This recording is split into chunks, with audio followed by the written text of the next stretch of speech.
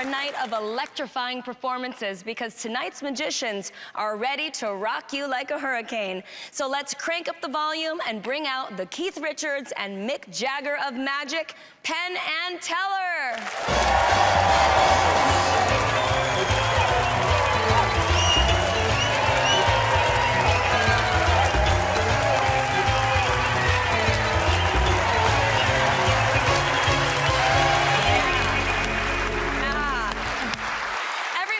Tonight has a chance to fool Penn and Teller, and if they do, they get a famous Fool Us trophy and a slot in P&T's Las Vegas Spectacular. Let's meet our first magician right now. I am Emily Robinson Hardy, and I am 20 years old. When I finished school, I did not know what I wanted to do. Then I saw an ad for the next TV stunt magician. Yeah. So I applied. Because I love fast cars, I love high-speed driving, I've jet skied, and I've even got the scars to prove it. I even had a lesson flying a helicopter. So when I got the stunt magician job and I was told I was going to be jumping out of the helicopter, I was so excited, I was completely all over it. Or an act where I might end up pouring acid all over myself. Yes, sign me up. Danger does not deter me. Here in Las Vegas, there's all sorts of danger and excitement. Every magician knows that the car trick that I'm going to be doing is a very big risk. It is a very scary trick to perform live in front of two legends as well. But like I said, I love taking risks. Wish me luck.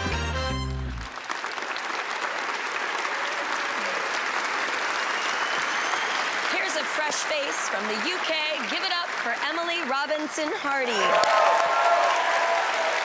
What you're about to witness is said to be impossible.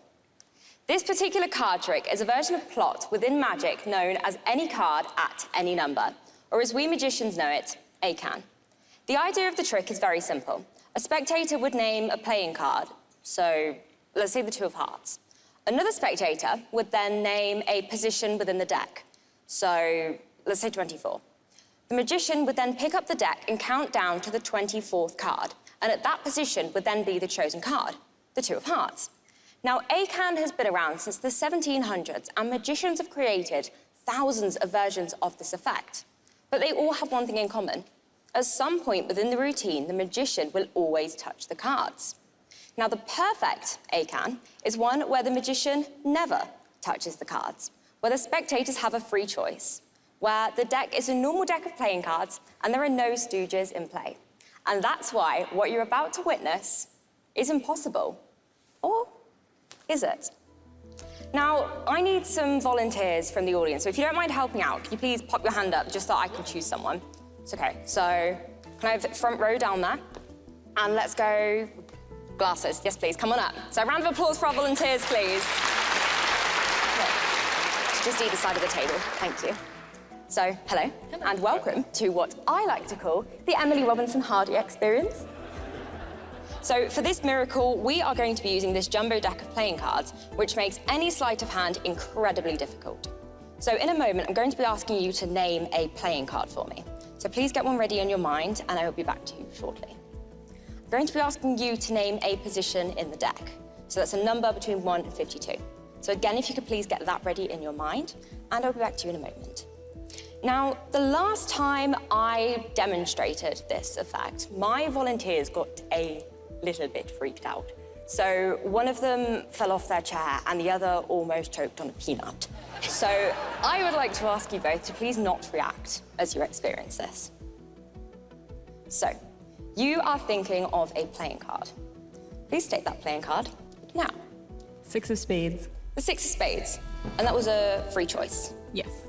No one's primed you to say that beforehand? Nope. Fabulous. And you are thinking of a number. Please state that number now. 47. Perfect. Now, what I want you to both do is keep your eyes fixed on that deck. Ensure that these hands do not touch the deck at any point. So, turning the cards face up one at a time, we are going to count to the 47th position. Now, as 47 is quite far in the deck, I'm going to ask you to go quite quick at the beginning. I'll count with you as you go so we don't lose track, and I'm sure the audience will join in with us. You ready? Yes. Please begin. 1, 2, 3, 4, 5, 6, 7, 8, 9, 10, 11, 12, 13, 14, 15, 16, 17, 18, 19, 20, 21, 22, 23, 24, 25, 26, 27, 28, 29, 30, 31, 32, 33, 34, 35, 36, 37, 38, 39, 40, 41, 42, 43, 44, 45, 46. Okay, stop. So before you turn over this 47th card, can you please just remind everyone what the card was? 6 of spades. The 6 of spades, okay. So I just want to say that if it is not the 6 of spades, then it is not my fault. I had no say in the card that was chosen or its position in the deck. There's no one hiding underneath the table making sneaky things happen. And although I admit I supplied the cards myself, they hide no mechanical parts and they're not haunted. So with that said, please turn over this 47th card. Show everyone what it is. And it is the 6 of spades! Thank you both so much. You can return to your seats. Thank you. Hi, Emily Robinson, Hardy, everyone. So how do you prepare for a performance like this? Quite honestly, the night before, I'll do a nice face mask and probably then just jamming out to some incredibly heavy, Rob Zombie, Motley Crue, Black Sabbath. That's the routine. Do you prep for stunt work in the same way? Not always. It's basically just making sure that I still remember how to stick shift. Apart from that, I'm sorted. Have you ever combined stunt work and magic? Not yet. Let's imagine for a moment the greatest stunt magic trick ever. What does that look like? Me on fire. Anything like that. You on fire? Yeah. I mean, whatever. I want to be set on fire, but everyone keeps telling me no. Okay, Emily, let's see if Penn and Teller are gonna send you back to England with a Fool Us trophy. Hey, Emily, really nice, really good performance. We know an awful lot about any card, any number. Everything that Emily said about that is true. It is a classic trick in magic. It is kind of the holy grail in magic to get a perfect version of it where you don't touch the deck and you don't do pre-show, which we believe you didn't do, right? Yeah, You promise correct. us there's no pre-show, Promise. and you promise us there's no stooge, right? Correct. Because if this were pre-show or there was a stooge, there's no trick at all. Yeah. But there's none of that, so there is a trick, and there's a really, really good trick. Thank you very and much. we've gone through the list of all that we know of ways to do this. We've been checking them out, and as far as we can tell, there are 2 choices. One is it was supernatural, and 2 is you fooled us. Which one is it?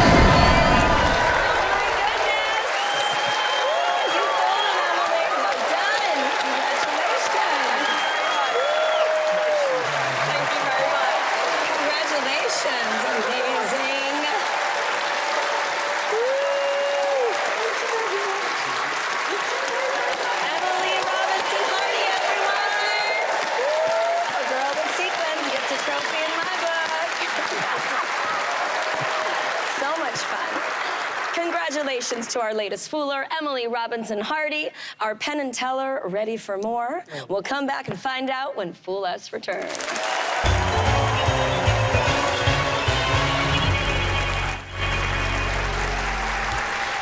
Welcome back. The next magician attempting to leave Penn and Teller spellbound is right here. All the magic I do is bird magic, so I know birds better than almost anyone.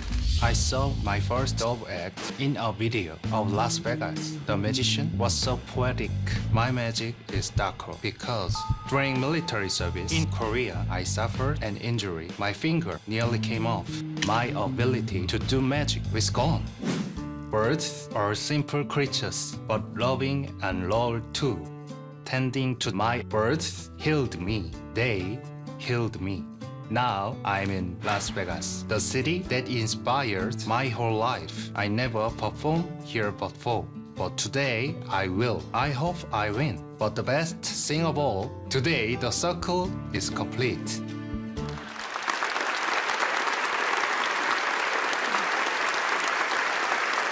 Make way for the magic of CY.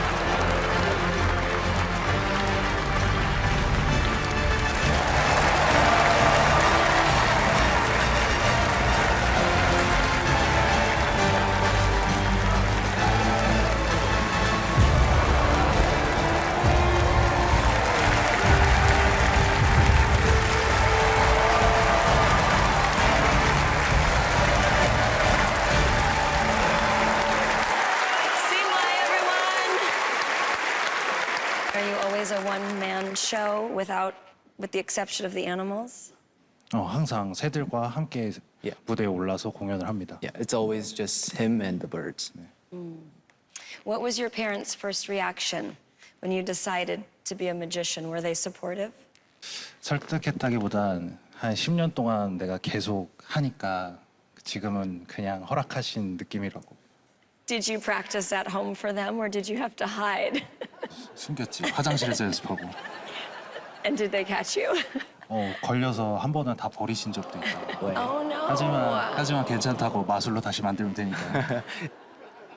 All right, CY, you ready? Let's see if you fooled Penn and Teller. Yes. Shall we? Boys.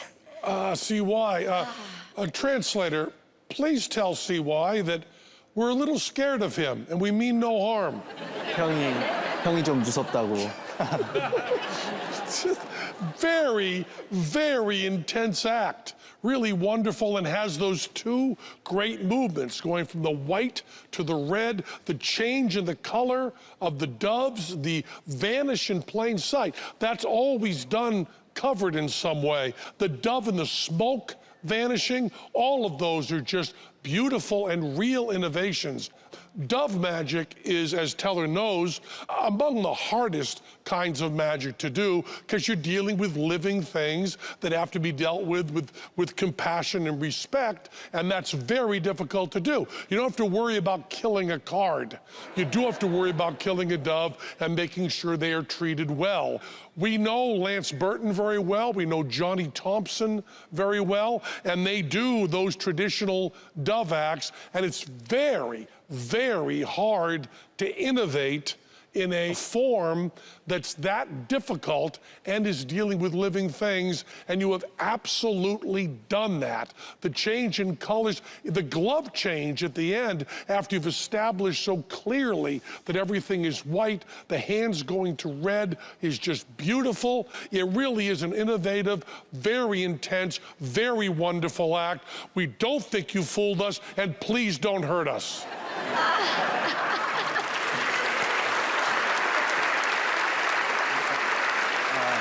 Okay, thank you. Just wonderful. Well, you didn't fool Penn and Teller, but we enjoyed that so much, and we hope that you come back to America and perform for us again. He's going to hurt us. CY, everyone. Thank you so much.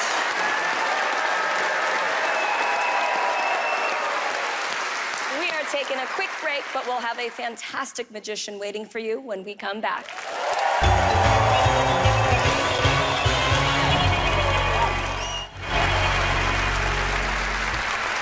Welcome back, everyone. It's time for our next magician to step up and try to fool Penn and Teller.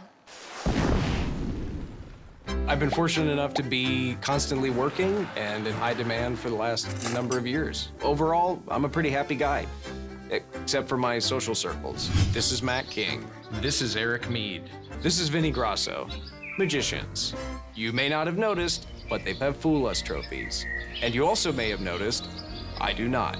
And trust me, not 5 minutes go by without them rubbing my nose in it. Every week, we play cutthroat croquet. Off cars, in the street, off pool toys, trees. Play it where it lies. If I don't come away with a trophy of my own, the ridicule will be ruthless and never ending. This is in no way facetious. The pressure that I'm under is unbearable.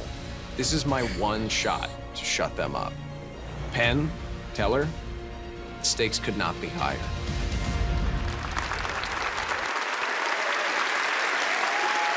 Give it up for the comedy magic of Nick Diffatte. Thank you so much.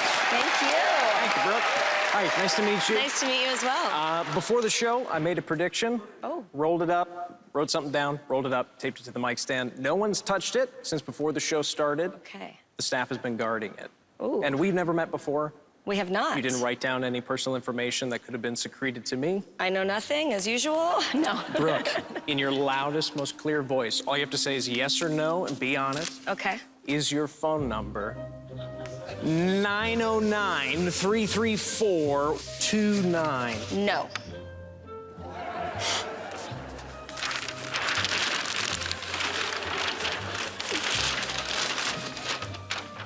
Sorry. That's because it's mine. Oh, that's yours? Well, thank you. Brooke, people come up to me after shows, they see me do magic, they come up to me, they go, how much of this is real and how much of it is fake? How much of it's just a put on? And the answer is all of it. All of it. It's all fake. I don't have any, well, I have one superpower. I can tell the expiration date of any item. Really? Does anyone have a gallon of milk I could borrow? We've been sitting here for a minute. Tell you what, let's use, I don't do pets anymore, but I can do relationships. Like, how long have you folks worked together? 48 years. 48 years? What's the date? You know, we'll move on. Never mind. Tell you what, Brooke, do you have anything government issue on you? Do you have, like, your ID? I do have my ID on me. Could you pull out your ID? Don't show it to me. Okay. I don't have any pockets, so I actually do have my ID. I won't look. I will use this blindfold of modesty. Okay.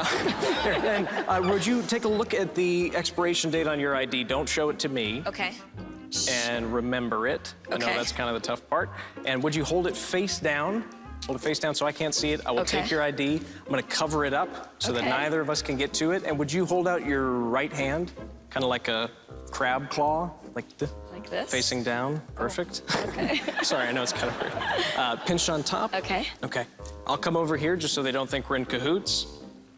We're gonna go for the month first, okay? Okay, you're gonna guess the expiration date of my license. Of your license, which I've never seen before. He has not. I'm